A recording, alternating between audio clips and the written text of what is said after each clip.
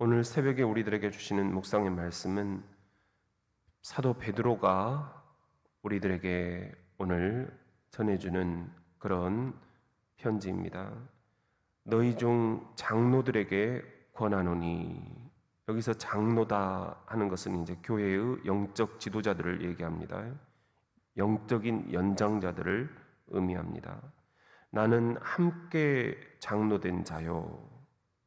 사도 베드로도 나도 장로다 그렇게 얘기를 하고 있어요. 나도 영적인 지도자다. 이제 그런 동질감을 표시를 하고 있습니다. 지금도 이제 서방 교회들에 보면은 목사라는 그런 직분도 이 티칭 엘더에서 가르치는 장로 이렇게 함께 사용을 하고 있는 것을 볼 수 있습니다. 그러니까 장로라는 것은 큰 의미에서 영적인 지도자, 영성 지도자를 의미한다. 그렇게 우리가 이해를 하시면 되겠습니다. 그리스도의 고난의 증인이요 함께 영광에 참여할 자니라. 우리 모두는 다 우리가 어떤 장로들이든지 지금 우리 현재의 교회의 조직에 따라서 시무장로, 협동장로, 원로장로 이런 여러 가지 장로의 직분들이 있겠죠. 또 목사도 가르치는 장로로 또 장로의 그 공동체에 속한다. 이렇게 보기도 한다라는 거죠. 그리고 영적인 지도자, 교인들이 믿고 따를 수 있는 영성 지도자들, 이런 영성 지도자들을 그리스도의 고난의 증인이요 나타날 영광에 참여할 자니라. 우리 모두가 다 고난과 영광을 함께 하는 그런 공동체이다. 그런 이야기입니다. 그러면서 주시는 말씀이 너희 중에 있는 하나님의 양 무리를 치되, 주님께서 부활 승천하시기 전에 베드로에게 하신 말씀이 있죠. 네가 나를 사랑하느냐? 사랑하나이다. 그렇다면 내 양을 치라. 내 양을 돌보라. 내 양을 먹이라. 그런 말씀을 하신 거잖아요. 그런 것처럼 베드로는 평생 살아가면서 예수님의 이 마지막 남겨주신 유언이 가슴에 이렇게 박혀 있었어요. 그래서 양 무리를 치는 것, 여기서 친다 하는 말은 양을 친다 하는 그런 의미에서 이렇게 우리가 이해를 하시면 되겠습니다. 그렇게 양을 칠 때 억지로 하지 말고, 억지로 하지 말라는 거예요. 하나님의 뜻을 따라 해라. 또 자원함으로 하며, 기꺼이 내가 자원하는 마음으로 일들을 해야만 교회 일도 가정 일도 그리고 우리가 세상 일 하는 것도 하나님이 기뻐 받으신다라는 거죠. 더러운 이득을 위하여 하지 말라. 그리고 기꺼이 해라. 기꺼이 해라. 교회 일이라는 게 절대 쉽지가 않은 거죠. 그래서 이 기꺼이 하는 마음, 이게 굉장히 우리들에게 힘이 되는 것 같아요.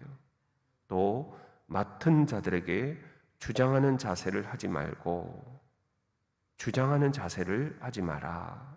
양무리의 본이 되라. 그러니까 믿고 따를 수 있는 깃발이 되어라. 그런 말씀을 주고 계십니다.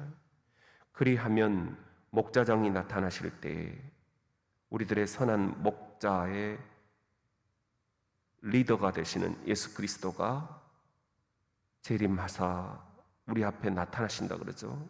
시들지 아니하는 영광의 관을 얻으리라. 우리들에게 면류관을 준비해 놓고 계신다라는 거죠. 선물이 기다리고 있다는 겁니다.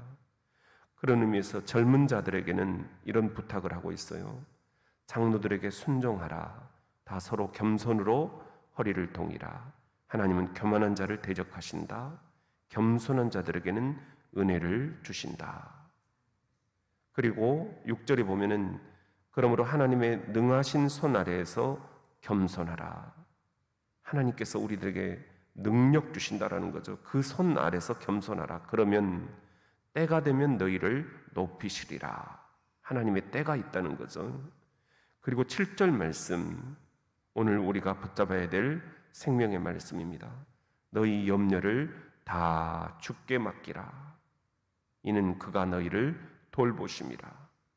우리 또 오늘 가정에서 또 직장에서 그리고 사업 그리고 자녀 양육 그리고 육아 노후 이 모든 부모 모시는 일들 그리고 우리들의 이 교회 일들 염려가 참 많습니다. 또 건강도 그리고 물질도 관계도 진학도 진로도 진급도 이 가을철에 염려할 일들이 참 많이 다가오고 있습니다. 다 주께 맡겨라. 주님께 맡기는 것, 이것이 오늘 우리가 받는 생명의 복음입니다. 이는 그가 너희를 돌보심이라.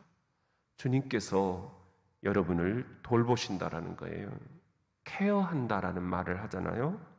He cares for you 이렇게 영어 성경에 되어 있습니다.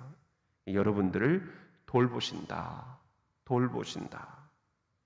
근신하라 깨어라 너희 대적마귀가 우는 사자같이 두루다니며 삼킬 자를 찾나니. 어제 우리에게 주셨던 말씀처럼 영적인 눈이 우리에게 필요하다는 거죠. 삼킬 자를 찾으면서 호시탐탐 그렇게 교회 안에서도 낚아챌 차들을 찾고 있다라는 거예요. 이 우는 사자같이 마귀들이 우리들의 사이를 갈라놓으려고 틈을 비집고 들어온다는 거죠. 호시탐탐 노리고 있다라는 거예요. 영적인 눈이 필요하다라는 겁니다. 그러므로 너희는 믿음을 굳건하게 하여 그를 대적하라. 마귀를 대적하라. 그리하면 그가 물러나겠다. 주님께서 약속을 하고 계셔요. 이는 세상에 있는 너희 형제들도 동일한 고난을 당하는 줄 알미라. 고난 없는 삶이 없다라는 거죠. 어떤 형태의 고난이든 간에 우리 인생에는 고난이 있을 수밖에 없고 이 고난에 대한 해석이 필요하다는 겁니다. 모든 은혜의 하나님, 은혜, 곧 그리스도 안에서 너희를 부르사 여러분을 부르셨다라는 거예요. 이 땅에 그냥 태어난 게 아니라는 거예요. 소명을 주시고 부르셨다라는 겁니다. 더 큰 소망이 어디 있습니까? 잠깐 고난을 당한 너희를, 고난은 영원하지 않다, 소낙비다, 지나간다.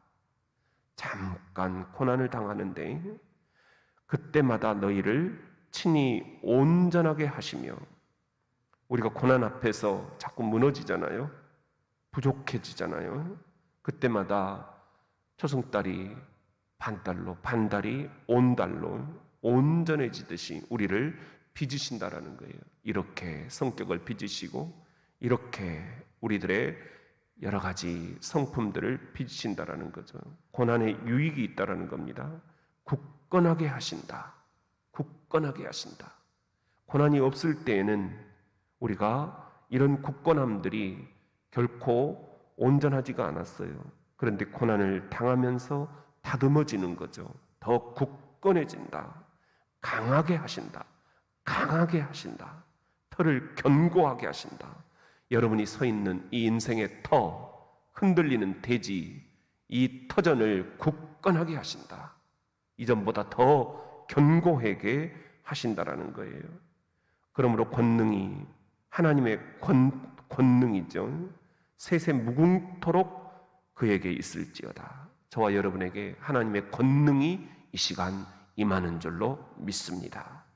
내가 신실한 형제로 아는 실루아노로 말미암아 너희에게 간단히 써서 권하고 이것이 하나님의 참된 은혜임을 증언하노니 너희는 이 은혜에 굳게 서라. 베드로에게도 신실한 형제가 있었어요. 실루아노라는 분이었습니다. 베드로가 사도로서 목회를 해나가는 과정에서도 절대 혼자 할 수는 없었습니다. 신실한 형제, 소울 프렌드가 필요했다라는 거죠. 실로아노가 그 역할을 해 주었습니다. 오늘도 저와 여러분이 이렇게 베드로와 실로아노처럼 신실한 형제지간이 되기를 원합니다. 택하심을 받은 바벨론에 있는 교회가 너희에게 문안하고 내 아들 마가도 그리하느니라. 이렇게 편지를 보내면서 서로 문안 여쭙고 마지막에 이렇게 얘기를 하죠. 너희는 사랑의 입맞춤으로 서로 문안하라. 그리스도 안에 있는 너희 모든 이에게 평강이 있을지어다. 세 가지를 부탁을 하고 있어요. 12절에 보면은 베드로의 마지막 편지 그 문안 인사 가운데는 너희는 이 은혜에 굳게 서라. 12절에 그렇게 마치고 있죠. 은혜에 굳게 서라는 것. 그리고 14절에 보면은 사랑의 입맞춤, 사랑으로 서로 입맞춤을 하면서 문안하라. 서로 이렇게 한 번씩 들여다보라 하는 거죠. 그리고 너희 모든 이에게 평강이 있을지어다. 오늘 우리가 찬송했던 것처럼 세상이 줄 수 없는 하늘나라의 평강, 위에서 내려오는 평강이 있을지어다. 이렇게 문안을 하고 있습니다. 오늘 주님께서 이 베드로전서의 5장 말씀을 통해서 저와 여러분에게 이 땅에 살아가는데 우리가 고난을 당하지 않고 살아가는 것, 그러면 좋겠지만, 그러나 수많은 고난들이 있는 게 지극히 정상적이다. 그럴 때 우리가 어떻게 할 것인가? 특별히 우리 5장 7절 말씀, 오늘 생명의 말씀으로 우리 같이 한번 다시 하나님 앞에 고백해 보겠습니다. 시작. 너희 염려를 다 주께 맡기라. 이는 그가 너희를 돌보심이라. 다시 한번 너희 염려를 다 주께 맡기라. 이는 그가 너희를 돌보심이라. 아멘. 이 말씀 붙잡고 오늘 또 함께 주를 묵상하면서 우리 승리하시는 하루가 되기를 예수님의 이름으로 축복합니다.